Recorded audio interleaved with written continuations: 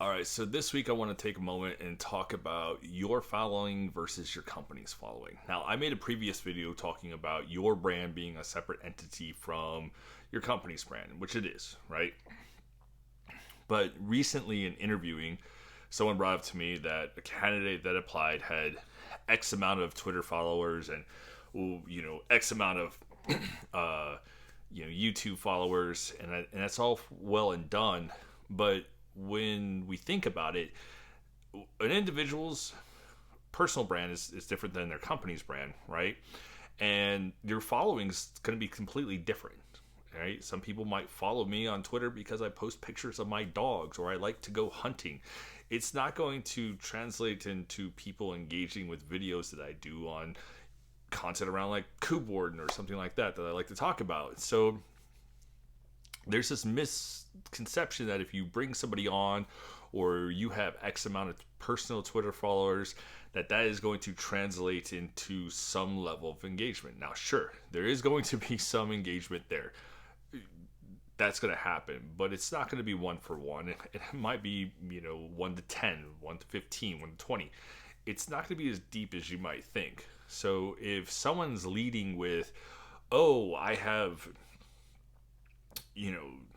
so and so Twitter followers, I can help build this, I can help build content and help promote that, it's not going to be as much as you might think. Now, what I would be more interested is, how did you get that many Twitter followers, right? Like, that's something else to lead with. So to take a different step back is, your following is not going to necessarily translate to your company's following, right? You might get a few, you might get not, but it's not a one for one. So don't lead with saying, hey, I have X amount. Now, building your personal brand is important. Do not get me wrong. I'm 100% behind that.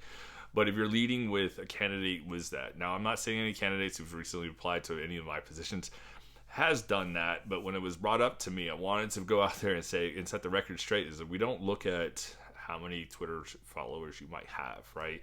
It might be an indication. Now, if someone put us on their resume, hey, I built a Twitter following or a YouTube following, from 0 to 1 million in 2 years, and this is how I did it, I would be interested in that. In fact, that would, if someone led with that, that would be more compelling. But to say, hey, so and so has X and that could help you guys build what you're trying to do, it would, but it's not going to be what you might think. So just something to think about. Let me know what you think in the comments. Hit subscribe if you like this video, and hit like if you like this video, and we'll see the rest of you guys in the community.